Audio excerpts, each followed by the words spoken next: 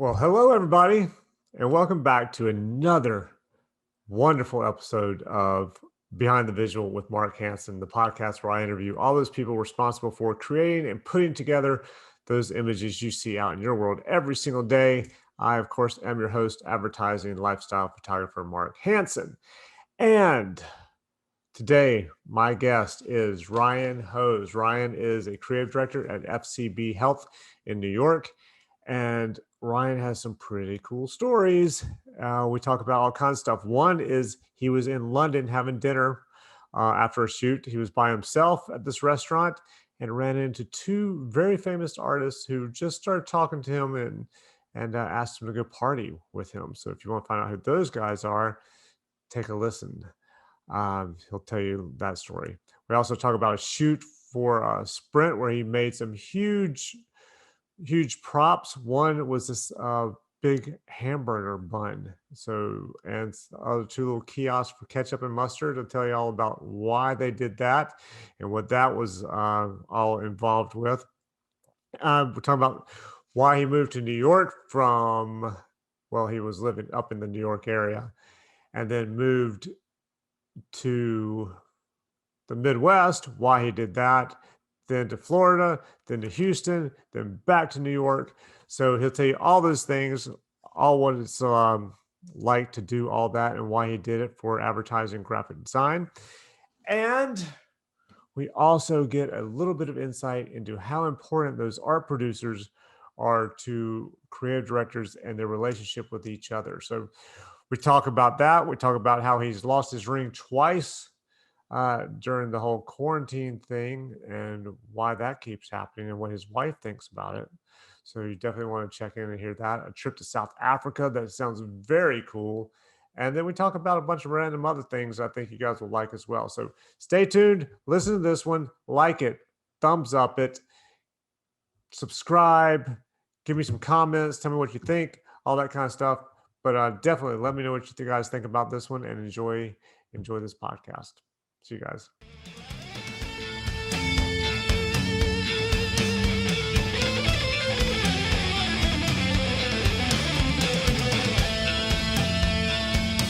All right. Well, again, thank you. I really appreciate you getting them. And by the way, I like the shirts. What's the deal with the shirts? You know, they're from another lifetime ago. So way early in my career, I kind of worked as a freelance illustrator and graphic designer and had like a whole fine art thing that I was doing as like a side hustle. And so I lived down in Texas. I lived in Houston at the time. And, you know, I'd do, you know, whatever I was doing during the day or at night, you know, as a designer, working for different firms and illustrating. And then I do the art projects, and they're part of a stuff that I did for a national show. I used to do juried shows a lot. Oh, wow. Cool. And so there was a pretty cool gallery in the center of Texas in the Hill Country that I was in a couple different times. And this was in a sculpture and painting show from there. So I like it. Yeah, because I was looking at it, it's like, that's a cool idea. I like that. They're actually shirts that have been dipped in fiberglass resin and then hardened and then, you know, repainted and worked out. Yeah, because I was wondering how you did. I could tell it wasn't just like 3 different colored shirts that were just hanging up there, that you had done a lot to them. Yeah, exactly. That's very cool. Did you grow up in Texas? No, actually, I grew up on Long Island. Here outside of New York. I went to school in the Midwest, and then I went down to Florida for an internship. I worked as a designer at a newspaper, you know, doing like little information graphics and things like that. And then, you know, Florida was tough to make a living back then. You know, it was a lot of people just would go down there and just want to make enough money to buy beer, you know, for 3 months or whatever. So like the wages were like pretty low. And I had moved to a design firm. I was working for them, but still just not making a living. And then I went to visit someone in Houston one year at Christmas, and it was like one of those oil busts, you know, like they would talk about like Houston's dying, you know, there's yeah. And I got there and I was like, oh my God, if this is what this city is like, you know, when it's a bust, I want to be here when it's going, because it was a funny town. You know, the oil money made everything like kind of different. You know, I'd be in Florida scraping out money to do a design project with one color ink, printing. And people would be in Houston, they'd be like, oh yeah, we had to cut way back. We're down to just 6 colors plus varnish for our printing jobs. And I'm like, what'd you cut back from? Oh, they're like, well, we used to have foil stamps and die cutting. And I'm like, seems good. Oh, wow. So it was just a funny thing. I ended up there and, I was there for 4 years. It was pretty cool. Met a lot of interesting people. There was an interesting kind of art scene going on. And it was pretty inexpensive to live there at the time because with the oil bust, it kind of emptied out a little bit. So you could get apartments pretty cheap and stuff. Well, that's good. I've never been, I've been to Houston one time. I was young. Yep. So at some point you could buy like for $99, obviously this was like the 70s, early 80s. Yeah. For like $99 or $100, $199, something like that. You could buy a ticket for, it must have been US Air or Piedmont or whatever it was at the time, where you could fly anywhere in the country as much as you wanted all summer long. Wow. Yeah. My dad bought tickets for all 4 of us, my brother and my mom and him and myself. And we ended up flying. We had an aunt who lived in Houston. So we went down and saw her. Maybe it was Delta because we were in Atlanta a lot. I remember that. We constantly stopped over in Atlanta. But yeah, we went to New York. We went out to LA. We stopped in Houston. I think maybe we were someplace else. We went and hung out all because it was literally like $99 for a summer of flying anywhere you wanted. Those are so cool. We, years ago, my wife and I went on vacation and she had like a 1 week window and we'd wanted to go see her sister who lived in Alaska. We were supposed to do it frequent flyer miles. And it was a total bust. We couldn't get up there no matter, how we could do it with the miles. And so we have this 1 week time that we have to take because she's like got work projects on either side. And so I'm talking with the person on the phone about, where can I go with the miles, and they're like, well, you can go to Hawaii. And I'm like, really? Hawaii? And so it was just funny because at the time, Hawaii now seems really super cool. But at the time, I was in my mid-20s and Hawaii seemed like a place for cheesy, like honeymoons. Yeah. And so I was like, I don't know if I really want to go to Hawaii, really. And they're like, okay. So we look into it and it seems like it's pretty cool. We can get like a hotel dirt cheap on Waikiki Beach. And we're like, fine. But the thing that we did, like you did, is they had a thing called the Hawaiian Air Pass. And it was like, you could fly as many flights as you wanted to for a week. And so we're like, fine. So we'll get Hawaiian Air Passes. So we got Hawaiian Air Passes. We stayed at this little hotel, close to the beach, which was great. Waikiki, if it's your scene, it's really cool. It wasn't our scene, it's really touristy, and it's like, crazy. But basically every morning we get up, we go to the airport, we get on a plane and we fly to one of the other islands in Hawaii and just go do something, so we went to Kauai and we, drove around and went snorkeling over there and saw, then we went up and saw some of the canyons and we went to the big island and, hiked across, by the lava flows, and we went to Maui and did the crater walk. It was really cool. But like every day we just get up and, we'd pick a place the night before and, go get a ticket and just fly there. And it was the funniest thing. And then we fly home at night and we'd have dinner in Waikiki somewhere and stay at our hotel and go do it again the next day. That's really cool. Yeah, it was pretty neat. I don't even know if you could do it now. I don't know if they do those kind of tickets anymore. It seems like it would be hard to make that work. But it was such a great way to see a lot of the islands and get like a feel for things. Where would you, if you could only go back to one of the islands, which one would you go to? They all have such different flavors, so I've been back to Maui for work. We went back there and shot some resort work there for a company I was working for, which was really cool. And like at a whole different level, you're being put up in a nice hotel and then you're on the resort, filming and stuff like that. The island that was the most interesting, like in a weird, super throwback way, was Molokai. Like, we went to Molokai. There's a waterfall on the backside that you can see that's great, and you're supposed to be able to hike to it. Like we had like one of those. Now everybody'd have it on their phone. This is so long ago. We had a book that basically describes the way you go find a trail. Like you park here, and then you look for this pineapple tree, and then you walk in 20 steps, and there's the path. And so we were trying to hike back to see the waterfall. We got so lost in this jungle. I mean, it was nuts.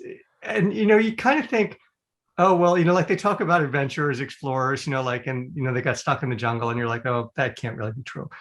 There was a thicket of, I don't even know what kind of tree it was, but like all the vines and stems grew so thick that we could not physically pass through it. It was just like, it's a dead end. So, okay, let's just go back and get like an iced tea somewhere and call it a day because we're never going to find the waterfall. And then when we ran into someone like at the airport on the way home that night, they're like, oh yeah, that's like, if you don't know what they mean, you're supposed to go down about another 100 yards down the road. There's another tree where you're supposed to go in there. And I'm like, oh, okay, that's nuts. But what's so funny is it's like super memorable, and Molokai was the one that had the leper colony years ago. So it has stayed really undeveloped. As people said at the time, it was like going back like 50 years to what Hawaii was like probably, maybe in the 1950s or something. Oh, wow. So it'd be interesting to see what it's like now, just because it was so kind of like another world when we were there. It sounds very cool. We keep toying with the idea of going to Hawaii, but the flight's so long. The thing of it is like what did we do? We probably popped out to LA or somewhere. Yeah. I think we stayed, I can't remember exactly. We were either in LA or San Francisco. We were in, we just, we had a layover. And so I think we got out of the plane and left the airport and stayed a night, and wandered around and then continued on. Although I can't even remember. Maybe that one we flew all the way out there. Yeah, that was my suggestion, was that we have friends in LA. So yeah. My suggestion was we go spend a night or two in LA. Yeah. And then we fly on the rest of the way. But I heard now, because they didn't have a direct flight, but somebody said there's a direct flight from Charlotte to Hawaii now.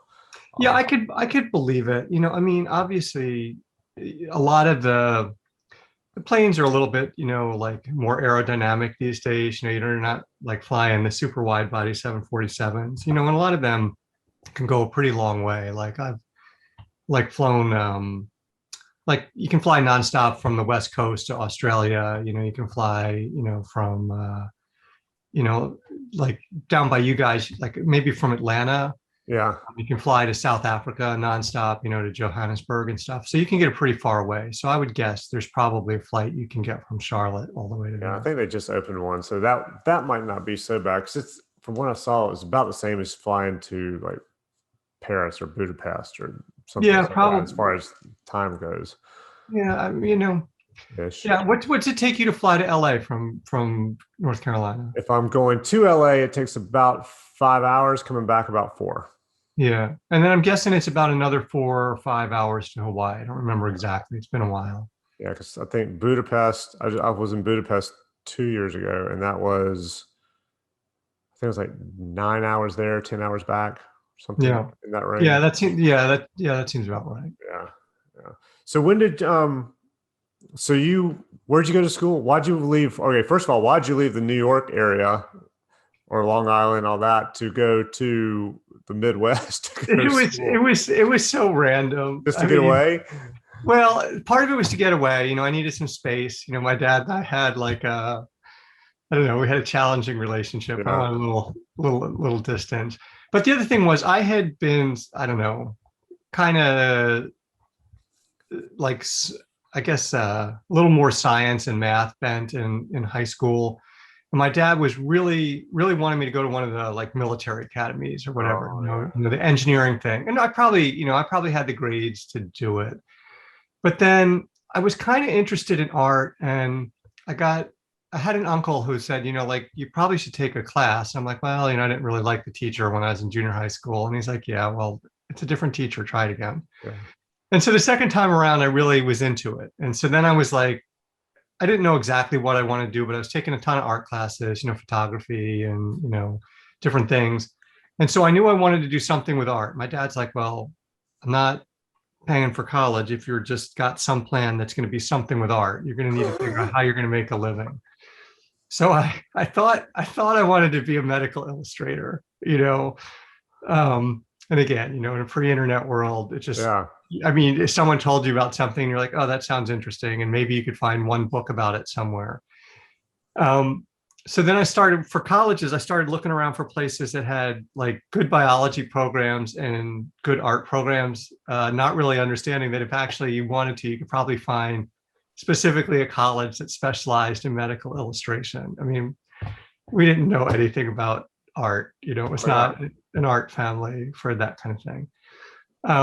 And Indiana was one of the schools. I had like a few others, but I had only had 4 on my list. My guidance counselor's like, add another school from the Big Ten. And I'm like, I don't even know what the Big Ten is, dude.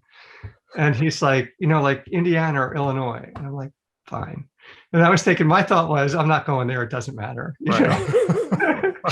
and I always joke that I couldn't spell Champaign Urbana. And so I'm like, fine. I'll just put Bloomington on the list for number 5. And then, as I went through the college process, it actually seemed like a cool school. It was, big campus, lots to do. The art program was pretty neat. And so I ended up going to IU Bloomington for undergraduate, for school. Yeah.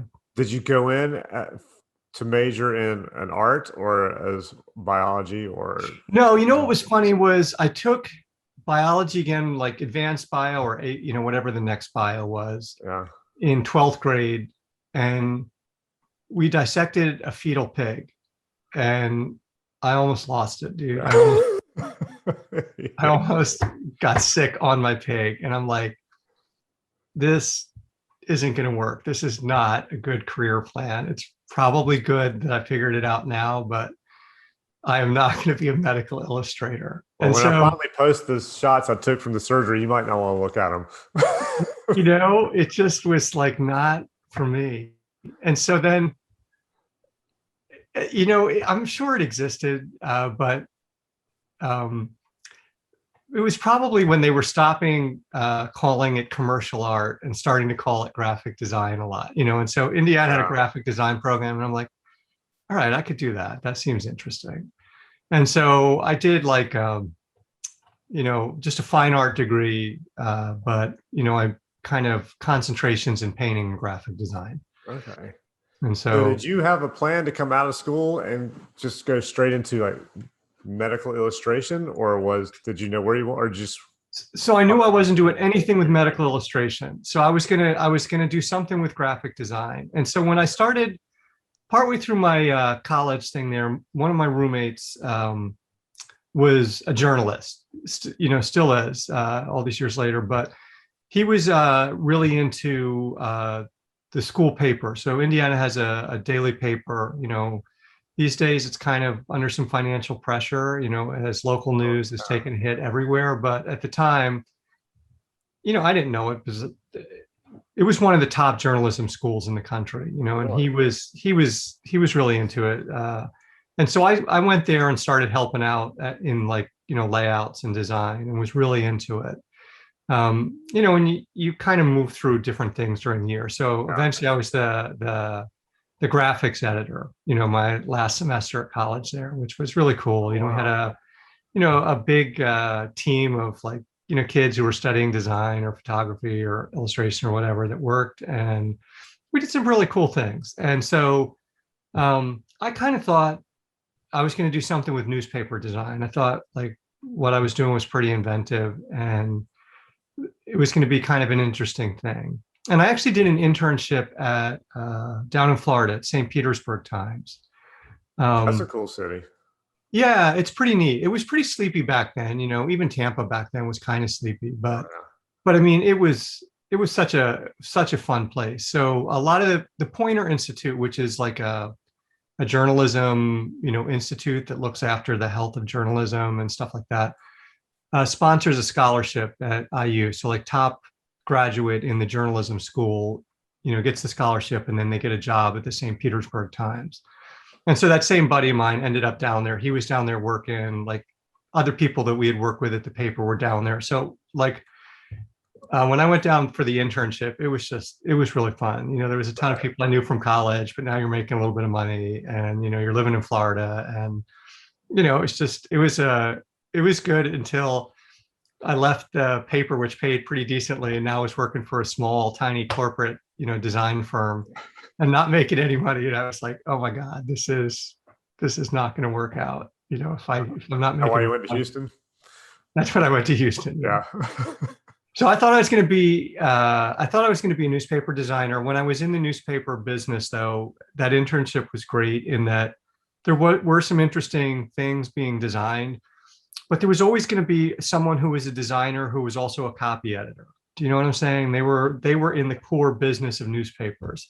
And if you were just art or just graphics, you weren't in the core business of that, company. And for me, it was a real interesting thing because after that, I decided I didn't want to be, in the side business of a company. I really wanted to be part of whatever the main business was. I wanted to be where, the things were being worked out, the ideas were made, the decisions were being made. And so I went to a small corporate design firm, and then in Texas, I worked for a lot of design firms, different kinds of design situations, mostly as a freelancer. I did all different things for different companies. How'd you like being freelance? When I was that age, it was great. It was really fun. Like I had one tiny agency that the guy who owned the agency had clients down like he worked for like Union Carbide and some of the big oil refineries and stuff. And so he'd get in a car and he'd drive down there and like talk to them all day. And like he'd get all these projects. And then he'd call up his creative director back at the office and be like, Marshall, I got all this stuff I need you to do. And Marshall would be like, when's this all due? And the guy would be like, well, they want to see it tomorrow. And so, and so Marshall, like, I haven't talked to him in a million years. Marshall used to call me basically at 4:30 or 5 o'clock. And he's like, dude, what are you doing tonight? And I'm like, nothing. I mean, do you need work? And he's like, yeah, I need so much help. I'm like, fine. I'm still working somewhere else, but as soon as I finish up, I'll come see you. And so like I do a day shift somewhere else, just like doing basic layouts or illustrations or, whatever. And then I get in the car and I drive over to Marshall's, and get there at 5:30 or whatever. And then I'd work, till midnight or 1 a.m, getting all stuff done for him. And he'd be like, we're good. I'm like, all right, I'm out. I got to be back at the other place at, 9:30. So I got to go, but it was just like, I had a funny thing. People used to laugh about it because I never wanted anyone to think I was sleepy, but I was working any hour, day or night. If you called me, if I wasn't already working on something else, I was like, fine, yeah, I can help out. Yeah. And so I could answer the phone no matter what hour of the day you called, as if I was wide awake. I even had one guy I worked with who knew I did that.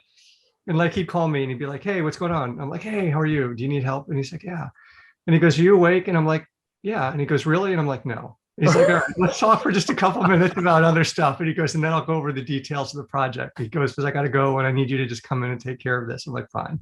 So like he knew that like I might have been up the night before working on something else. And so when he called, he'd make sure I was completely dialed in. That's a nice skill to have, to be able to wake up, make everybody think you're awake.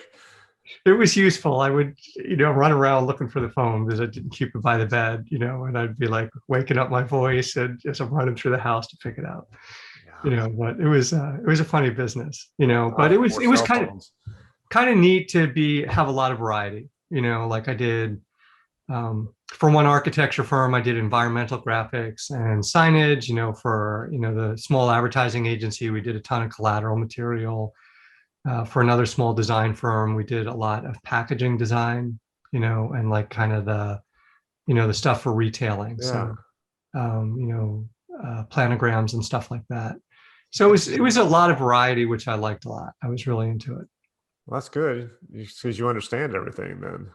Yeah, it was, I was into it and it gave me the flexibility. So, like I could do the fine art stuff, as a side hustle. And I even, I used to take some classes at University of Houston. I would take one class a semester, usually like in the afternoons. I'd tell people I had an appointment from 2 to 4, and I'd be like, I gotta go.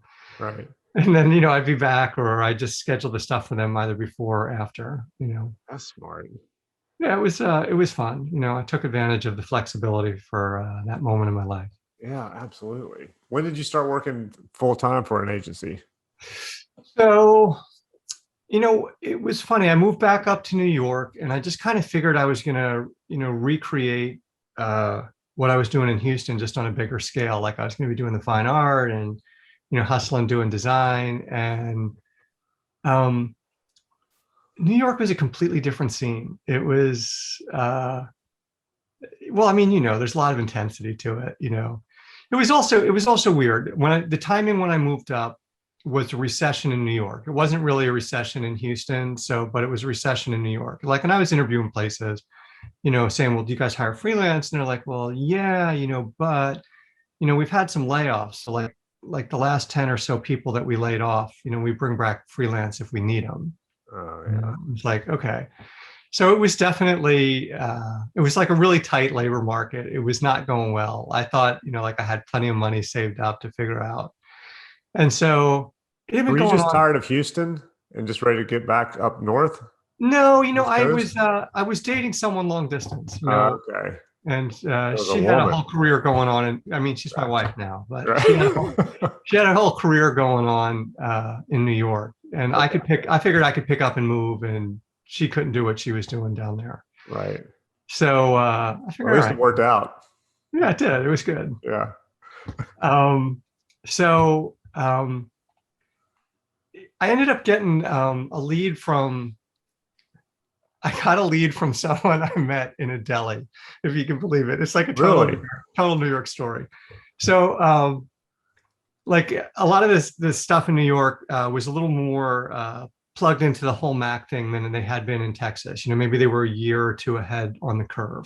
Right. And so pretty much I figured I needed computer skills to get the work I did. So I was doing like a weekend class on the Mac, just to make sure, my skills were tighter. And when we had a lunch break, I went around the corner to a deli and, ordered a sandwich, and there was a paper on the table, and I was sitting there flipping through the newspaper while I was waiting for the sandwich to be made. And this guy comes up to me and he goes, well, I'd let you keep it, but I haven't even read it. And I'm like, oh, dude, this is your paper? Oh, sorry. So we started talking, and he was asking me what I did. And I said, designer and looking for work doing that. And he goes, oh, send me your resume. I work at a place that, does a lot of retouching and graphics with people. I know people. And I was thinking, okay, come on. People say this all the time and then nothing happens, but I sent him the resume. Dude, he turned out to be like a one-man wrecking crew. He was insane. Like, he probably sent me on 4 or 5 different interviews, all these different oddball places. And the first agency I ended up working at in New York, originally he's like, no, I'm not gonna, don't go there. It's just, they're a bunch of snot-nosed kids. And then like I'm talking to him like a month or 2 later, he's like, look, he goes, they're still in business. He goes, I really figured they were going to self-destruct by now, but they haven't. So here, wow. here's a name and a number, call these people. And so I ended up going there. It was a small agency and kind of a startup kind of vibe. And I went into Are they still around today? No, so they were Mazzina Brown. So they it was like an agent. Well, ties back to North Carolina. They took the Camel account from Y&R a million years ago, and so they were doing cigarette advertising. Oh, yeah. And everybody was back and forth to North Carolina. Yeah, Winston-Salem. Yeah, but exactly. But that was my opening gambit into advertising in New York. So I went to work in their studio. They said, can you get all this stuff out the door? I'm like, yeah, I can do this. And so I was in the studio and I'm like, I really would prefer to be an art director. And they're like, okay, you can show us stuff, and we'll see what happens. And so it was just one of those things. If you do a good job taking care of problems in the studio, they're going to give you other problems to solve, and if you do a good job solving those, they'll give you something else. And so I don't know, like a year later I was an art director there, going crazy trying to take care of stuff. Wow, that's kind of cool though, especially just meeting some dude in a deli. It was a guy in a deli, and to this day it's like that's the most amazingly serendipitous kind of thing. Yeah, because I mean at the time I was doing all the help wanted and talking to people and networking and all of that stuff. And I was interviewing a lot of places, but like I said, the market was super tight.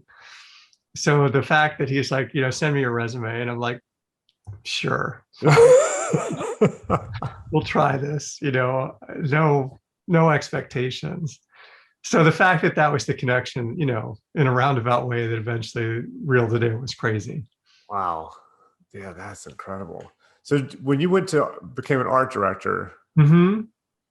do you like that better? Did you like that better than being just doing the design, the graphic design stuff? Yeah. So I think what was frustrating for me was um, when you were the designer, a lot of times you were hired by an advertising agency, and there was like an art director there and a creative director there, you know, and a chief creative officer there.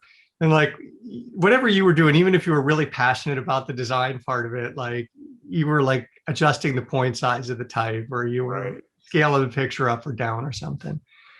And after a while, I was just like, I wanted to be closer to where the decisions were being made, you know. And I'm like, okay, if you're the art director, you're laying it out, and then you get to hire a designer, you get to hire an illustrator, you Right. hire a photographer.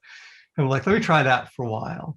And so for me, I always loved the collaboration, you know, like I love, you know, talking with a photographer and saying, this is what we were thinking. These are some swipe we pulled. And then, you know, deciding what we're going to do and who we're going to cast and where we're going to shoot it and how we're going to light it. Or, you know, when you're working with an illustrator and you're like, I love your style. I like these things about it, you know, but these are the things I want to emphasize when we bring it to life. And, you know, these are the kind of, you know, feeling I want to convey. And that collaboration to me is so cool. It's like the best part of what we do, Yeah. because it's you have an idea of what you want, and then you hire someone else, you work with someone else, you know, you collaborate with them, and you're like, this is what I was thinking, what are you thinking?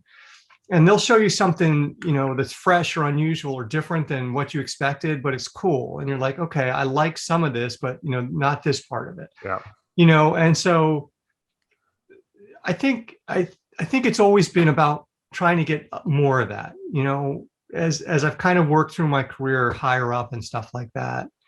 I feel like it's, you know, looking for those opportunities to collaborate with interesting people. You know, these days you're working with dev people, or you're working with interaction designers and photographers and illustrators and, you know, directors, and just doing a lot of different things. And, you know, there's new opportunities these days for that. You know, you have a lot with you know, sort of data and analytics. The collaboration can, you know, inform what you're doing creatively in interesting ways. But that collaboration, when you find someone who's like kind of a kindred spirit, is really kind of powerful and interesting. Oh yeah, it's fun. Yeah, I know what you mean. Do you get, you just talk about data and analytics? How much of that do you get from my phone? From your phone? From just a phone. My wife, we were talking about, you know, how you say something and it shows up for an ad on your phone. Oh yeah. She said now her phone's reading her mind, because she was sitting in my daughter's car the other day and she saw a little, yesterday, she saw a little tear in her seat, and she has leather seats, and she was like Mm-hmm. thinking in her head, she needs to get that fixed. So next thing I know, I got an email going, fix leather. She's like, it went from hearing what I say to reading my mind. You know, I think I don't know about you, but for a lot of people, we were just talking about it the other day. There's sort of an uneasy truce or awkward piece that people have made with it, that they like the phone, they like having, Yeah. you know, Google at their fingertips, but they all feel pretty convinced that it's listening to our conversations. And sometimes it's creepy, and sometimes it really is helpful, because you're like, I do need my leather seats fixed. That's Right. great. Yes. Let me just see how much this is going to cost before this gets worse. Yeah. I told her, I was like, send me the email. I'll check it out. Yeah, it's just sometimes it's a little spooky. Yeah. We were talking two times it happened that I thought was really weird. I was talking about those little coffee mugs that look like camera lenses. I Yeah. hate them. I think they irritate me, because if I'm on set and somebody has one, I'm thinking somebody has my lens out, and I realize it's not, or whatever. And my assistant and I were talking about it on set one day, my digital Hmm. tech and I was just, I've never looked them up ever. He didn't look them up. We're just talking about how they're irritating, or I didn't Hmm. like them. He kind of thought they were cool, whatever. I get home that night, I'm flipping through Instagram, boom, ad for those mugs. And then my wife and I Wow. were talking one morning about, she drinks a lot of pH water. Hmm. Well, I read like 2 years ago, and we had moved to a different house. I hadn't looked this up since we'd moved. I said, I read that you could drop lemon juice in your water, and that will up the pH in it and give you Yep. pH water. That night, she's flipping through Instagram and she's getting ads for pH waters. I was like, okay, that's the, Wow. yeah, Have you guys thought about having a conversation about finding money in your backyard? I need to. Because I think that, I mean, if you could get that to work out for you guys, it would be huge. Oh, it'd be amazing. Yeah, my youngest daughter went around though. She went around one day just holding her phone up by her, going Gucci, Gucci, Gucci, Gucci, Gucci, Gucci, Gucci, but never got a Gucci ad ever. It's like, I don't know, they advertise on Instagram. It was funny. Some friends had like a brunch, people we've known for a long time. The other day, there was 6 or 7 of us over there.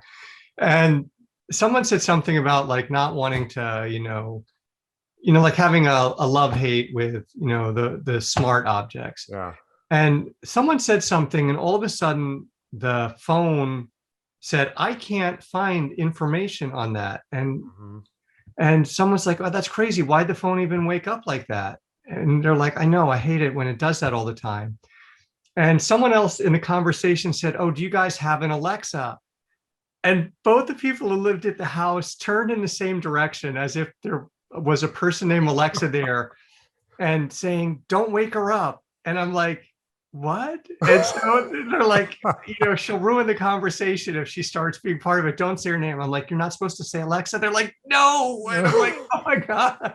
And so it was very funny because it was almost like Alexa was sleeping in the corner. And if you woke her up, it was going to derail the conversation. And I was like, that's pretty funny. Yeah, the worst thing is that's my oldest daughter's name is Alexa, and she hates it now. She's like, everybody's like, and so especially when she meets some smart ass guy. And it's like, what's your name? Alexa. They say, oh, hey, Alexa. And then he'll come up like, go get me a drink, or Alexa. I used to have a rep, my old rep, and he would always have me on speakerphone. He had one. And he would, if he asked about her, he would say, so how's your daughter whose name cannot be named? Oh my God. Because he didn't want to say it. Because anytime I'd say it or he'd slip up and say it, you'd hear that thing go off in the background. That's funny. That's funny. Has she like decided she's going to go by Alex or something now? No, she still kept it Alexa. Okay. She even has a roommate just moved in. She has three roommates. One of them moved out, so another girl moved in, and her name's Alexa too. So now there are 2 Alexas in the same house. That's pretty funny. How that's going to work out? Yeah. They're going to have to go with something other than Amazon. They'll have to go with the Google. They're not doing and the thing is, I don't know why Amazon had to pick Alexa. I mean, they could have come up with something. Can't you call it something else? Didn't they really call it something else anyway? And then Amazon something. I don't remember what the hell it's called, but other than Alexa. But then I heard there's some woman actually named Siri. So that's annoying. Yeah. I mean, I'm assuming she was Siri before Siri. Oh, yeah, she was Siri before Siri. Yeah, because some woman told Alexa that she was like, I'm thinking about naming my daughter Alexa. And she went, let me tell you all the reasons you should not do that. Right. I have a long list of those. Yeah. Now, when you shoot, do you shoot with the same like kind of crew over and over again if you can? As much as I can, yeah. Yeah. Yeah. So you kind of get the familiarity, which is nice because I don't have to bitch people out. And it's mainly for putting my equipment away in the wrong places or missing equipment. So if I go missing something, I go, hey, where'd you put this? And they go, oh, sorry, I ended up putting it over here because of whatever. So if I have the same crew, they all know where everything goes. So I don't have to go, why did you put that lens over in with the lights or whatever? Yeah, but that's so critical. I mean, obviously, if you got plenty of time, it's not a big deal. You can look around for it. But a lot of times it's, 4 hours of prepping, waiting, and nothing's happening. And then you got 8 seconds that, is like a massive flurry of activity where you're supposed to get the shot. And it's like, 4 hours of cleaning up and driving home.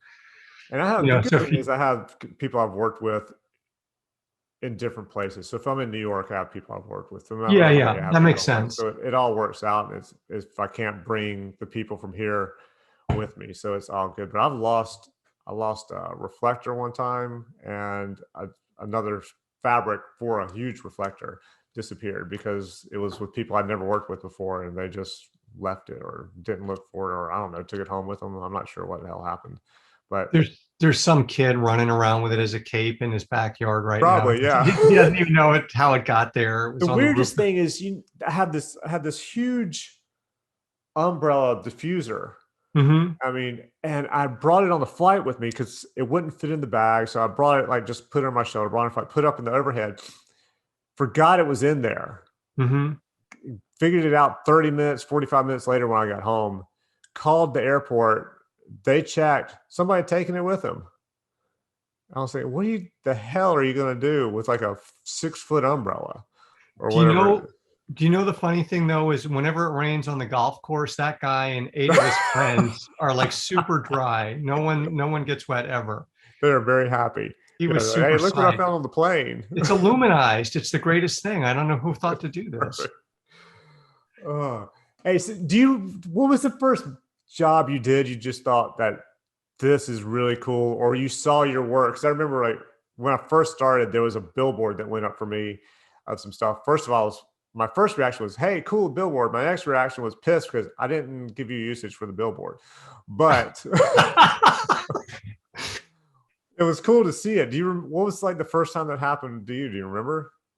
Like I kind of eased into things. Like in college, I would do like little ads, and I'd see them in the paper. Or I'd do layouts, and the paper was a fast turnaround. Like you do the layout, and it would be done on like Tuesday or Wednesday, and you'd see it in Friday's like section front. And sometimes it was cool. You'd be like, wow, that's great. And other times you'd be like, God, the color turned out really crappy on that. I don't even know what happened with the separation. And so then, like there'd be this sort of bitterness, and then like definitely when I was in Houston, I was working on some bigger projects. Like I did all the signage for a shopping center redesign. It was kind of cool to go into the shopping center when it was done and be like, that looks awesome, or like I did a big billboard that was like in the shape of a shopping bag for a retail center. And when it was finally built, you're like, wow, that looks awesome. They did a great job. But I think one of the funniest times, one of the first, like TV spots I did, we had this whole elaborate concept, that we were talking about, like it was when phone service had been all deconstructed and you get long distance from one place and local from another. And if you wanted features, it was something else, and everything you paid a la carte. And so we were comparing it now that in like certain markets, Sprint was our client, and they were offering it as a package deal, for a flat price. And so we had this whole concept of buying your burger in pieces, and like you'd go one place and just get a patty, and then you'd go one place and get a bun, and like. So we kind of my partner and I worked up this great version of it, and like it was really fun. It was like, so then we're like, oh, it'd be cool like if the bun place felt like those little 1950 kind of kitschy roadside things. And so we built like a whole bun shaped thing on the side of the road, and like we built little photomat sized booths for ketchup and mustard in this parking lot. And like I had like sketched them out like as little sketches, and the director was really into it. We're like, cool. And then standing there on location that day, when the crane's lowering the bun into the parking lot, the bun booth, and you're like, oh my God, that looks freaking amazing. It's like they carved it out of foam, and it's like got its little sesame seeds on it. You're like, that's nuts. And then you go around the corner and there's the photomat booths, like in the parking lot, like at a high school or something, but it looks like, and you're like, that looks so cool. So that was like one of the craziest things. That was like just recognizing that, the interesting things that you could think up in your head, like with your partner, just concepting. Cool. And then you get the right director who's into it, or the production company, and all of a sudden it's coming to life, and you're like, that's pretty fun. Yeah.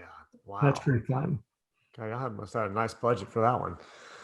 I mean, we did some of it. We did a lot of it. Like that particular one, we did it like on a shoestring. They really? Did.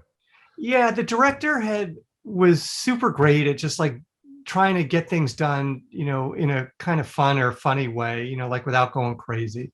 And so like the burger place, we rented a burger place and then just decorated the one window where we drove up, And so then, like we just went there early. And so we were out of there before their lunch, business started rolling in, and so we didn't have to build out a lot. It was just like we decorated it and then, got our 3 shots there and then raced away, and so it was a really creative, that whole campaign. We did it for a while. That director and a couple other directors worked on it, and every one of them was fun. We had a ton of just funny experiences doing it, interesting characters, Gotcha. visuals that were really unusual. So it was always a good time. Yeah, I bet. Wow. Yeah. So out of all the shoots you've done, what would be your favorite one? Um, that's like it's like such a funny question. I don't know that you have like a favorite shoot. Um, I ended up over the years doing a lot of international production eventually, Yeah. which was always like Let's go with that. Where did you go that was the most interesting or coolest place internationally? I have done the most overseas shooting in South Africa, in and around Cape Town, which is beautiful. You end up doing that a lot of times if you need outdoors, natural daylight, but you need to shoot in the winter. So Yeah. like you need your stuff for February, where are you going to get it? So you end up going to South Africa because it's opposite seasons. It's a great place to shoot. There's great film infrastructure. And that was like one of those moments, Mark, where it was just so crazy. The first time I went there, my creative director called me in. He's like, could you do me a favor? I'm like, yeah, sure, whatever you need, let me know.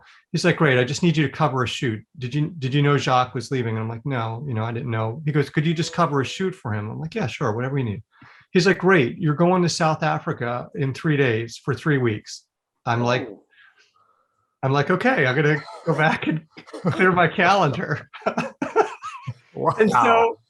so it turned out to be like a great experience. The woman I went to shoot with became my partner at work for years and is still a great friend of mine. But we're there working on it, and like we had like an afternoon off, and we drove down to the Cape of Good Hope, and I was like standing there, and I was literally like kind of my head was spinning. It was one of those things where earlier in the week I wasn't aware that I was going to be there. Right. And now I'm standing there on this, rock, and it has the sign says Cape of Good Hope and whatever. And you're thinking, I read about this like in social studies in 7th grade, and it just seemed like, a place like you're never going to be there ever.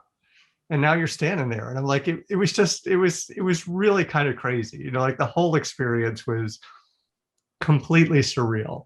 That's And cool. after that, I think I was really hooked. I really dug it.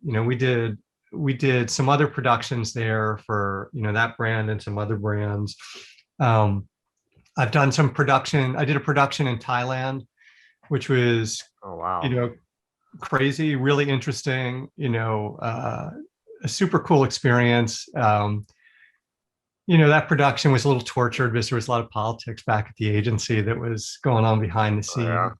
And then I love Thailand. Bangkok was so cool. It was just a really interesting country. And then probably within a year of us being there, it kind of got a little chaotic again. So that was kind of, I felt bad because I just, thought it was a really cool place. We've done stuff, the usual. I finally got to Vancouver. That's one that people always go to. I've never been there for years Yeah. and years, but I just shot up there a couple of years ago. I used to do a lot of productions in Montreal because I was a creative director for Canada for some of the brands I worked on. So I was based out of New York, Oh, and my wow. account team was up in Toronto, and then our clients were up in Canada. So we'd work on the business from the U.S. That's But pretty whenever we cool. do productions, we do them in Montreal, so we could shoot in English and French. We do two Oh, versions of yeah. the commercials. Damn, that's So cool. yeah, That's way better than having somebody overdub it.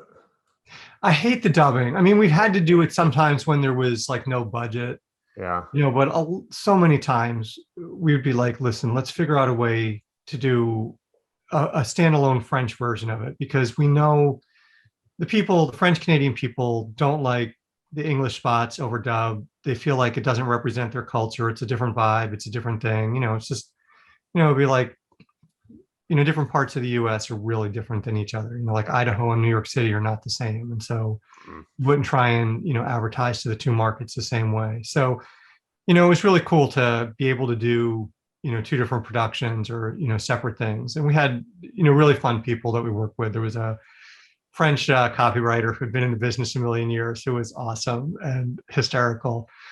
And, he'd work with us when we would do the French versions of it to make sure that we weren't going off reservation or whatever. Yeah. He's like, no, that doesn't make any sense in Quebec. I'm like, okay, Right. help me out here. And so, we had a great producer up there. So it was good. We do that. Yeah, that's very cool. Yeah, because sometimes I'm watching some show on Netflix. I don't know if I'm gonna be able to make it through it. It's Money Heist, I think is the name of it. Mm. And I'm pretty sure it's shot in Spain. And it's in Spanish, Mm-hmm. but they've overdubbed it into English. And I think the people doing the overdubbing are not the greatest actors. Yeah. So you just watch it and go, that just sounds like you're just bored or reading. I was like, I don't know. I'm interested in the storyline just to kind of see where it goes, but the overdubbing just got me to the point right now. So the fact that you guys are doing both the English and the French version, I think is way better. It's funny because you talk about that. I've watched a couple things that were shot in another language and dubbed, and after a while you could get beyond it and kind of just roll with it. The content was okay. I prefer them when there's subtitles in movies. Yeah, I'd rather have the subtitles, I think. Yeah. At least then I can watch the acting and be like, okay, and I don't have to listen to somebody who sounds like they're bored reading the lines. Right. And you kind of get the performance the way it was originally, Yes. planned out. Yeah, I prefer that. I prefer that too. So, okay, you did the whole thing. You've worked on both commercial side or the consumer side and the pharmaceutical side now. Yep. What's the big difference between the two? First of all, why do pharmaceutical companies make it so that they want to own everything and you can't, as a photographer, you can't, I'm assuming you guys maybe can or can't, I'm not sure, but they don't want you to use anything later. Like you can't show like on your website, hey, here's some stuff I did for whoever. I would say that is like an intense lockdown. I mean, I've seen some of the ripple effects from it. Like what happens is like the pharmaceutical company buys usage and they buy it for 3 years. Like they come to you and you shoot and you do a great thing and they love it and everybody's super happy and the campaign runs and they're gonna, 2.5 years, they bought 3 years usage. And then if it shows up somewhere else, like as an ad, like it's on someone's, the stylist portfolio is now on there and it's on, someone can, like the talent that was in it can say, it's running again, you owe us usage. And I'm not sure, it seems like it's a little bit of a kooky thing, but it's just absolutely a thing that like I coach all of the kids who come work for us as juniors. I'm like, all right, let's talk about what we're not going to do that's going to screw up our career. Right. Do not put any of the stuff up on the website. Don't go there. It's verboten. Don't go there at all. But you're right. It's a funny quirk of the business, but every major pharmaceutical company kind of drives that kind of thing, and mostly the agencies all go along with it. And I think it's mostly for a security thing. There's so much from the legal end of it's way more intense. Yeah. In pharma versus consumer advertising. Yeah, I figured it had to be because I did a shoot for Abbott and they're like, okay, you can't use this. Basically, we want to own the images or at least have, I think I ended up negotiating, it's basically the same thing, unlimited use in perpetuity exclusive. So, I mean, but I could still have it. And somehow they said they agreed to let me still have it if I wanted to put it on the website. It was okay. Good. But it was yeah, but then you can show what you've done, which is really cool. But it was tough to get them to. At first, they're like, "No, you can't even put it on your website." And I was like, I mean, kudos to you. You had to be a good negotiator because a lot of times they don't want that at all. Yeah, so they did at least allow that. But do you do much pharmaceutical shooting? Do you think? Not a lot. Yeah, I'd like to do more, but I haven't been. What I've done. I would think your new work would probably have more appeal than your earlier work. I mean, your earlier work was fun and youthful and whatever, but probably you'd only be in the market for like birth control or something aimed at a youth market. Maybe over the counter, stuff for cosmetic or pimples or something like that. Yeah. But your newer stuff, which has got like a little raw edge and a little kind of more real feel. Seems like it would have, a broader appeal. Potentially, I could see that happening. Yeah, we just started that. That's actually thanks to Maria, my new rep, my agent, because with Maria, I've been shooting that other kind of stuff, but I've always really enjoyed shooting the stuff I'm doing now. Yeah. And Maria and I were talking, and she was like, "You need to go shoot more of that," and she's pulling out stuff. And I'm really enjoying the way I'm shooting now, what I'm shooting now over what I had been shooting. And just Are you getting a good response to it? yeah, Yeah. we sent it out to some people that I knew, some people that she knew when we first redid the website, and they were Yeah. all, I mean, people who had already said they liked my work. I had a couple. I'm like, okay, now, one I was like, damn, you're a good photographer. And, he had already said he liked my work before. And Yeah. then there's one art producer who we get along really well, but she's the kind that just gives you a hard time in Yeah. general. Yeah. But so I sent it to her and she goes, wow, I couldn't believe you even shot that. I wouldn't be embarrassed to show that to people. So that was her way of saying, okay, I really like this new stuff. Yeah, good job. But here's a backhanded compliment, my Yeah, but I friend. like her. And it's because when I would show her, we went to lunch one time, probably the second time we'd ever met. And she had brought her laptop to go over. And I'd had like 3 meetings Mm-hmm. before I met her. We had lunch and I had like 2 or 3 meetings left to go that day. And we're up in New York. So she brought her laptop to lunch. And I showed her what was in my book and what was on my iPad at the time. Mm-hmm. This before I changed over and started shooting the way I am now. Yeah. And she's looking at it and she goes, don't show this to anybody ever again. Get rid of Right. this, get rid of that, get rid of that. This, no. She goes, this I like, this I like, this I like. And it was great because nobody ever sat there, even the reps I'd had before, never sat there and went to my book and said, you got to get rid of this. I don't like this. This is not good. And so I liked her and we became even better friends after Yeah. that point. Yeah. I have a friend who I've had for years. First, he was a photo rep. Now he's doing stuff in movies. But the first time I met him, he's flipping through my portfolio, stops on a cover, and this was 20 years ago. Yeah. Stops on a cover and looks at it and goes, what the fuck is this doing in your book? And I went, he goes, is it because it's a cover? I was like, yeah. He goes, so the copy's bad, the model's not great, the clothes are get rid of it. Yeah. I like the way you shot it, the lighting's good, but no. It's a funny thing to kind of, it's hard to look at your own work because you worked hard to do it and get it right and stuff like that. But it's super, super, super invaluable to have someone else look at it with, fresh eyes. Like I love working with my art producers when I work on a project, because it's someone who's got an opinion. They're looking at books all day long, every single day, all the time. And I'm like, okay, this is what I'm looking for. This is the kind of mood I want. This is what and they'll bring me a bunch of stuff, and like I work with a lady these days a lot named Dawn, and she's great, very funny, super, she'll just tell you exactly what she thinks. She does not have a filter. And it's good and bad, like she's like a bundle of energy from the minute she wakes up till the minute she collapses. And she'll bring me this guy and she goes, I love this guy. And I'm like, Dawn, he's great, but he should be like photographing the seals. I mean, like, this is so macho. I feel like everyone's going to get their ass kicked. And she's like, but his work is great. I'm like, 100% it's great. She's like, all right, you're right. She goes, I just keep trying to find the right fit for him. But I'm like, this isn't it. This isn't it. We're supposed to be kind of, nice. And she's like, okay, he's nice. I'm like, I'm sure he's nice. The work is really, and then she'll show me something else. I'm like, okay, this is beautiful, but it feels like, travel and leisure. She goes, he shoots a lot for travel and leisure. I'm like, it's a little too elevated. Like these people all feel like they stepped off a yacht or took the helicopter to here, it's like, right. She's like, okay. And she goes, but I like him a lot too. I'm like, I love him, And what's funny is that the one that I was like is too travel and leisure.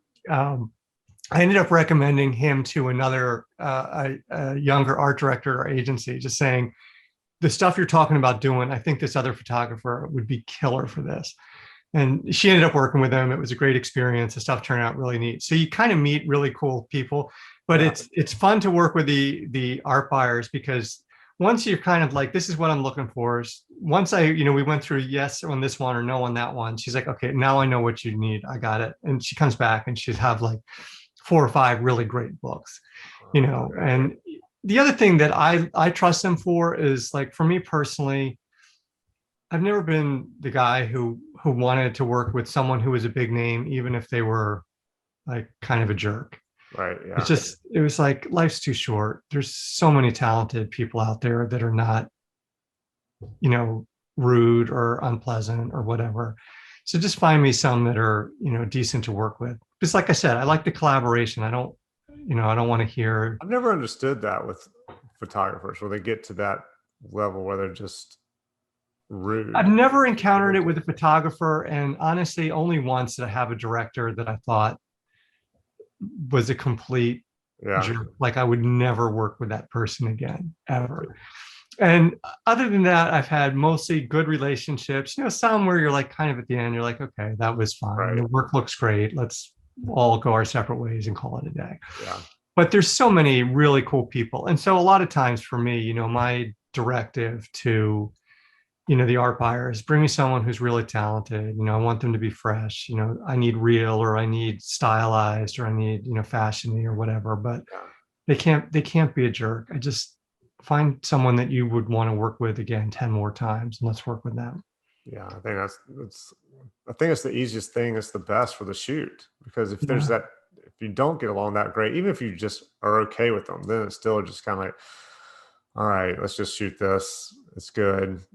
It's not as, you can still get great work. It's just not as enjoyable. I don't think. Yeah. Set or Yeah. something like that. But And it's funny. Years ago, I shot with someone like we had one setup where it just felt like the model was not getting it. She seemed to be clueless. She wasn't following directions. You know, there was a lot of things seemingly going wrong.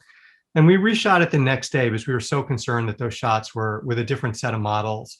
And we were convinced that the new shots were going to be great and the old shots were going to be terrible.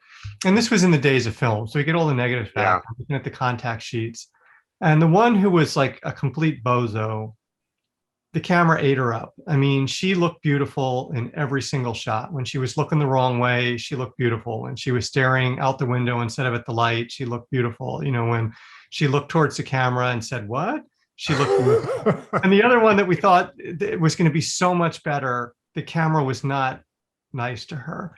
You know, and you're just like, these look terrible. And it was, you know, it was such a funny like reminder early in my career that just because it feels good and it feels like you're in the flow does not mean those pictures right. are going to be the right pictures, are going to be great. And just because it feels awkward or terrible or it's tense or no one seems to be able to get with the program doesn't mean those pictures aren't going to be magical in their own right. And it was so funny because the contrast between the 2 days of shooting was so crazy. And the one that seemed so painful, the film looked so beautiful. And the one that seemed really great was completely forgettable. Wow. I think that's why I love digital now, because you can look at the monitor and be like, I don't Yeah. like that, or I love that. Keep going. You know, you just have that quick, you know, feedback of, is this working or not? Yeah, I think it's good too. And it's because I remember sometimes we'd shoot Polaroids. Yep. Polaroid was the best shot. Yep. You could never repeat it. And you never found it again. So you look at the Polaroid and go, that's perfect. That's exactly what you want. And then you go to shooting and the model can't do that same thing again or whatever it is. And you shoot all this film and you go, damn, if they had just tweaked a little bit more and matched that Polaroid, it'd have been perfect. Yeah. So now you're shooting the test and you're like, I love those. And you're like, perfect. They're good. You know, Yeah. we're going to turn on another light. That's okay. You know, we'll try something else now. I actually had that happen in LA. I was doing a shoot and we had shot up at the observatory. Yep. And we had came down and we were shooting. There's a tunnel on your way to the observatory, and we were shooting right at the front of the tunnel. And I was doing a light test as the model was walking by, and I just took a quick shot. And we didn't have a permit to shoot down in there. We were just trying to get it shot quick and get out. Mm-hmm. Some dude pulls up in a truck. I mean, I'd shot a light test and maybe 2 or 3 other shots. And this guy pulls up in a truck and asked if we had a permit. And I was like, no, I'm just shooting this for my portfolio. And then like 10 people standing around me. So he wasn't that stupid. He was like, yeah, if you don't have a permit, you got to go. So he sat in his truck and waited. That test shot ended up being the shot. That's amazing. I love that. It was kind of cool to have that happen. So yeah, I sometimes digital is a good thing. Yeah. I mean, I think what's nice about it is, you know, that kind of that loop where you can look at it or you can get it quick. Yeah. It's tricky shooting without a permit. There's obviously, you can do run and gun and you can get some really cool things, but you gotta be super stripped down and fast. Yeah. Yeah, we did it one time in Central Park because we had a permit to shoot, but not in Central Park. And we were literally around the edge of Central Park, and somebody thought it was shot. It was for a department store, and they're like, "We really need this shot of this golf shirt, but we want it to look like he's on a golf course playing golf." And this was like a last minute thing. I was like, so we saw Central Park. Like, come on, let's go do it. We had like the umbrella, the reflector, and so we had one person on the lookout for security. And or the cops, and so we started shooting. Somebody saw him coming, everybody dropped everything, sat down like we were just hanging out and having a picnic or whatever, and then as soon as they were out of sight, got up, finished it, and it came out great. But yeah, it was one of those where you had to do it quick and be efficient. It's like a whole other mindset. We did a production where we shot 3 commercials in one day, and it was like tiny budget, and we did it one location. So we shot on the front porch, then we moved inside, shot in the living room, and then we went out the back door and shot in the back, 1, 2, 3. And it was like it was a tiny budget. It had to be super efficient. So the director was great. He's like, I'm going to get a DP, who can move fast. Like literally, the DP had to be able to light in like 4 or 5 minutes. We did not have time to like clown around. We wanted to spend the time on the performance. But everybody on that crew knew that it was like kind of a run and gun shoot, and so. If we got good coverage after 2 shots, we were done with that shot. We had to move on because something else was going to take longer or be problematic or whatever.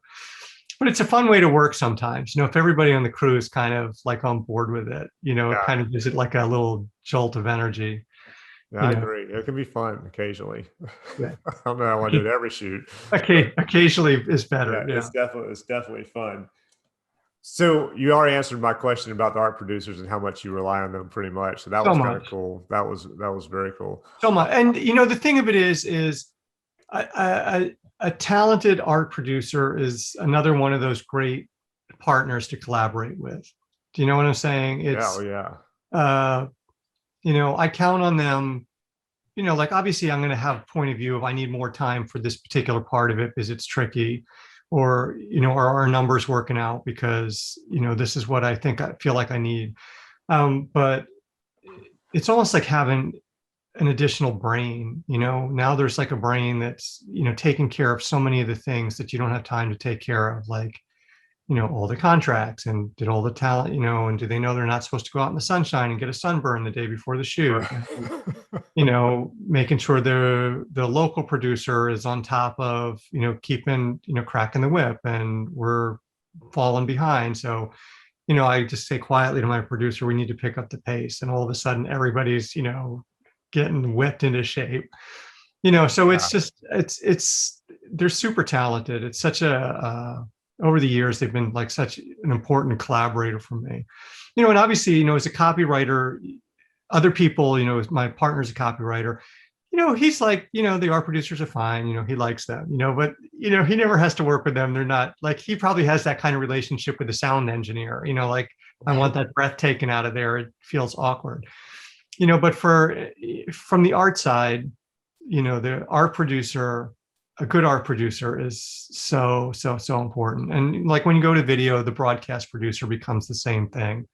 They become another collaborator that helps you kind of bring that vision to life in an interesting way. Are you still working from home? Yeah. How long is that going to last? I think we're sort of drifting back towards like a more hybrid model. Like if I wanted to go in, I could. We have like an app that you can go in and say, I want to come in and I'll be at my desk or I'll be at this other desk. And you can reserve a spot, to kind of keep it, like at one point we could go back. We've been able to go back now for a while, but it was only at 25% capacity. And I think when we can go back more, I think people are going to go in. Some people are going to go in every day. They live in the city and it's only 4 blocks away and their apartment's small and having the office is great. I think other people, I live about an hour north of the city. So it's a big commute, and I didn't mind doing it. I mean, it was something I've done for years, but at the same time, not doing it's pretty great too. Yeah. So like I think a lot of people have kind of expressed an interest in kind of going back some of the time, like going in for meetings or going when the whole team's going to get together, or, Is it go easier whenever. to work with your art producer when you guys are together, or is it's pretty much the same over Zoom or whatever? It's funny. I would say the actual shooting part would be way easier to be in person, Yeah. but because, like I said, we did a lot of international production, almost always like your initial look at all your locations was either from, scout photos or, library photos. You'd do that remotely, Yeah. you'd do some of your initial casting remotely. You'd get videos or whatever, you'd do some, we've done some Zoom things. I always feel like if you're doing Zoom casting, it's better to have a person in the room if you can have it possible to see them in person. Yeah. I've done it. I've done it completely remotely as well, for various reasons, locations or logistics, but it's a little trickier. But it's funny, the one producer I work with a lot these days, she works for our office in New York, but she's based out of Chicago. Okay. Her husband had to move for his job, and the agency's like, no, we want you to keep working for us. So, she's always been based out of, as long as I've worked with her, she's always been based out of Chicago, and again, mostly we do location kind of stuff. So we end up, we'll meet up on the location. She comes to New York, when it's not COVID, Right. 5 or 6 times a year, and she'll, I'll hear her shouting in the office, and, tackled with a big hug or whatever. She's so funny. But we'd look at things in person, like if she has meetings or we might meet with a photographer, if, she set up appointments in the city to talk to people. But we work remotely for so much of it, parts of it anyway. It's always better when we're there together, when you're Yeah. shooting. But you can do a lot of that remotely. Okay. No problem. Yeah, that's what I was kind of wondering with people at the agencies, if how they felt about the whole staying at home versus working together at the office kind of a thing. Um, did you travel? Did you travel much before COVID hit? I mean, yes and no, like you'd go through phases. So like, when one of those, uh, deeply ironic kind of things, I had traveled so much, I hit like whatever they call it, platinum elite on a Wow. frequent flyer, Yeah. because I had done some production up in Canada. I'd done another one down in like Argentina, and then we had done one in South Africa, all in about like an 18-month span. I can't remember exactly how it all unfolded. So I hit the platinum elite as I was flying back from um, the South Africa trip. And I was like, oh, this is going to be great. Like I think the one benefit of it was I went to like one of the fancy clubs on the way back, like Oh yeah, yeah. like it was an overnight flight and we stopped and, well, we changed planes. I think I was in London and that was cool. It's like, oh, this is kind of swanky. And I'm like, so cool. I, got there. And then because we had shot so much, we shot all our photography, we shot all our video, and I was on that client 100% of the time. We never traveled again, like the entire next year. And so, like, I'm platinum elite. I never set foot on a plane. We were supposed to, and then we schedule would change. We do something different, and so that went up to basically right before COVID happened, and then Oh, COVID happened. So it was like one you of those lost your funny things. Always, status. Can't go to fancy clubs anymore. it's all gone. It's back to like basic. But it Oh, just made me laugh because people would always joke about whether they were getting there or not getting there. And I finally made it and then never took a flight with it, which just made me, laugh. It's like, okay, that's so funny. I have a friend of mine, I'm pretty sure, who has that level because well, I know he does because he travels, well, used to. He was traveling like 3 to 4 days a week, every week, Hmm. to the point where he was late for a flight and they put him on a little cart or whatever and drove him out to the plane to put him up on the plane. And we were talking about it because he got us like, we all went on a trip together last, I guess it was right before COVID hit or something. And everybody had like group whatever was like Hmm. 5, 6, whatever. Well, he was always group one. So Right. he went up and was like, hey, I got these other guys with me. So we all got on group one with him and we were Yep. talking about it. He's like, it's cool, all this, he said, but you don't ever want it, like to constantly stay, because it means you're spending your life in an airport. And he said, it's nice to Yeah. have it. He said, but I would give it up. I could stay home more. Yeah. I mean, I think that's my feeling. I mean, I like But the he does a trip. lot of short trips. So he went doing like the longer ones like you for shorter times. He's like every single week. So it's probably better on the longer trips, I would think. Yeah, I would say. I mean, like, when you're just grinding out, like we did some things where we did focus groups in different cities, Right. and that can be pretty exhausting. By week three of it, you're like, I don't even know what airport I'm in. They all look the same. Oh, here's Starbucks, and here's the Bose, headphones again in the kiosk on the side of the thing. And you're like, Right. the first time you're like, why would you pay that much for those? And then by week three, you're like, oh, those look really good. Maybe I just need like new noise canceling headphones, different than the noise canceling headphones I already have. It's just like, I think it starts to feel like a fever dream eventually. You're just Yeah. like, you know, I prefer to travel a little bit and then not travel for a while. Yeah, I'm with you on that. I feel that way. All right, I'm gonna switch totally from business to something else. Okay, on your Instagram, there is maybe a 1961 Cadillac, something like that. Uh, I think it was just a random shot that I saw of like a great car that someone had, like Oh, done I a thought that really was yours. Okay, no. So I just have like like a basic, Jeep Wrangler, which is good where we that's what live. I have. Yeah. Yeah, So we live, it's a lot of hills. Our house is on a kind of dirt road. So, in the winter we get a lot of snow and ice. So the Wrangler's just kind of good as get around. I don't have any kind of vintagey car of my own. I do have an older motorcycle, but I don't ride a lot these days. I used to ride a lot more, but yeah. I used to ride a lot too until we moved more into, I guess we're in the suburbs, but still closer to the city, so the traffic's a lot worse. And we yeah, used to live a little farther out, and I'd yeah. go to my in-laws and ride forever. But since we moved, I don't really ride much anymore. North Carolina, some of it's beautiful. Yeah, On that trip, when I moved back from Texas, I went out of my way to go to North Carolina and I unpacked. I had packed the truck a certain way so I could roll the motorcycle out. And I rode on the Blue Ridge Parkway yeah, that's nice. for about 3 hours just to kind of experience it with someone I had met in college and talked about how great it was. And so, since I was there and everything, all of Western North Carolina was so pretty. I mean, the riding was beautiful. Yeah, I used to go to school up there at up in Boone, and I had a motorcycle at the time when I was up Mhm. there. So I would just, if I didn't have class or Yeah. whatever, and I had a few hours, I would just take off and just go ride down all these old country roads with nobody on them, and Yeah. it was great. It was lots of fun. I did the exact same thing in Indiana. I Yeah. bought the bike when I was out there and then I loved it. It was like you'd go 2 minutes out of town and there was no one around. You were the only Yep. person on the road.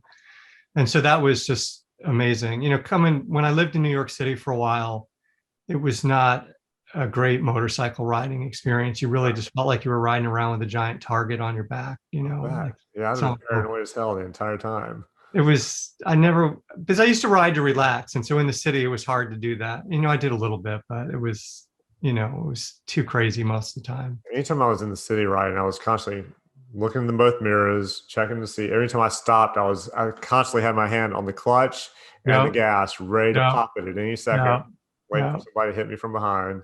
Oh my God. It's just stressful. It is. Yeah, yeah. All right. The other thing I saw on Instagram, your ring. Yep. How you Okay. keep losing your ring, man? Yard work, man. So all this COVID stuff, you're like, oh, I can go do some things that I didn't have time to do. I'm going to go, take care of the garden or we're going to plant a flower or whatever. And so the first time I lost it, I was doing stuff. My daughter was helping. We were doing some stuff. But I'd been everywhere that day. Like I'd been in the backyard, I'd been in the side yard, I'd been in the front yard, like everywhere. We even had redone some fence posts for the gate, like to this little garden. And my daughter's like, do you think we need to dig up the post and see if it fell off? Oh, I'm like, we're just not gonna. I said, because even if we get a metal detector, like, forget it. right. And then like a couple weeks later, my son was raking a path and he saw the gold in the leaves. And I guess it fell off when we were fixing the gate on the path. And it was like, wow, that's amazing. And so that was so great. And then it fell off again doing yard work in the fall. My wife was like, she was so I was upset. gonna say, how'd your wife feel about all that? She was not good with it. She kept saying it's a sign. I'm like, it is not a sign. It's a sign. I took off work gloves and it fell off in the glove. Yeah, I was gonna say, what's it a sign of? She's like, it's a sign that things are not good. I'm like, it's not a sign. It's an accident. And then I hadn't gone to get another ring. We talked about it. I'm like, I don't know. And then this spring I was cleaning up flower beds and thinking, oh, these will be nice, and then there it was, just the gold was sitting there in the leaves. And I'm like, that's amazing. I should go play lotto, lightning strikes twice. I know. I only have one story. I have one story similar, but it was when I was very young and I lost a tooth. Yeah. So I lost this tooth and we had this big pile of rocks in our driveway that my dad had brought in to put out someplace. And there were all these tiny little white rocks. Mm-hmm. And I took my tooth that had fallen out while I was out there messing around and like put it in the rocks to see how it would match with the rocks. Lost it. Couldn't find the damn tooth anywhere after I did that for some reason. I was probably 6 years old. Right. Maybe 5.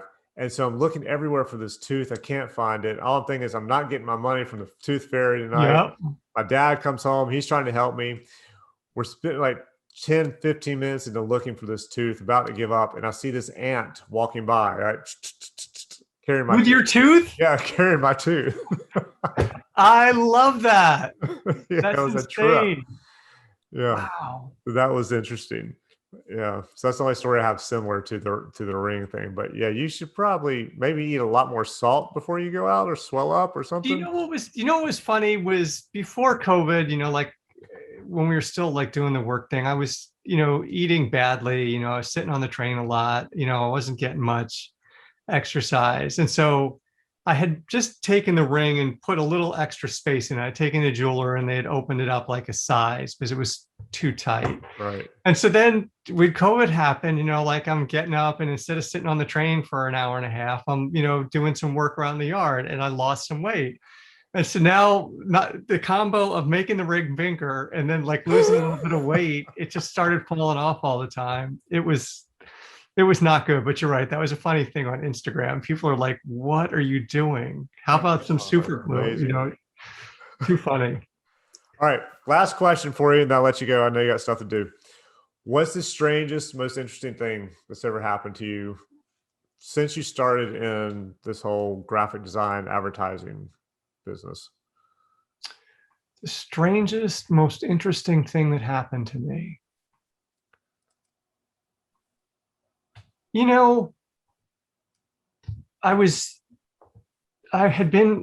had done some production over in London, and my partner was flying back to New York. I was flying back to Florida, but my wife was down there and I was going to help her move back up. She'd gone down to do a project down there. And so I was going to fly from London to Florida. So I was going the next day. And so I went out to dinner that night by myself and I just asked the concierge and they sent me, said, this place is good, go here. I'm like, all right. So I was sitting there by myself and there was a big table next to me, kind of rowdy. And I kept thinking I kind of recognized the guy, but I couldn't place him. And then he's kind of chatting with me and saying, hey, what's going on? And, he seems nice enough. And we're talking a little bit. And periodically he'd turn around and talk to me because he felt like he should include me in the party or whatever. And then I'm still trying to figure out exactly what's going on because I know I recognize him now and I can't place it. And then another crew of people runs in to join the party and the new crew is like insane. They are wildly amped up and crazed. And then one of the new guys that's arrived, people are yelling, Damien, Damien, Damien, you got to calm down. And I'm like, holy shit, it's Julian Schnabel is the guy who's been at the table and asking me if I'm okay, do I need anything, whatever. And the guy who's rolled in is Damien Hirst with his crew. And then they're like, the whole thing, it was such a funny thing because, Damien's like, do you want to party with us? I'm like, I don't know if I'm ready to roll in that league. He's like, okay. And so he tears away and then he tears back, he tears away. He's like, perpetual motion machine. But, Julian Schnabel starts talking to me, and I'm like, "You're Julian Schnabel, aren't you?" He's like, "Yeah." And I'm like, "I love your work. I mean, it's really interesting." He's like, "Oh, I'm having an opening tomorrow night. You should come." Really? And it was like, I don't know why, because I had my ticket, like companies like this is when you're on the plane, I'm flying back to Florida. But I mean, it was one of those things where, like, in hindsight, I'm like, I probably should have just figured out what it would have taken to fly a day later and gone to the opening, just because it was such a crazy, funny scene. So I hung out at the table next to them and chatted with them for about 45 minutes, as Damien came flying in and out, and was talking to everybody else at the restaurant. And Julian Schnabel was telling me about what he was doing. It was a really funny conversation, really interesting. Wow. Okay. That's pretty cool. Yeah. That's very cool. Yeah. Well, Dan, Ryan, thank you so much, man, for being on here. I appreciate it. It was great talking to you. I love it. Yeah. It's been really nice talking with you, Mark. I can't wait to see it up there. Yeah, absolutely.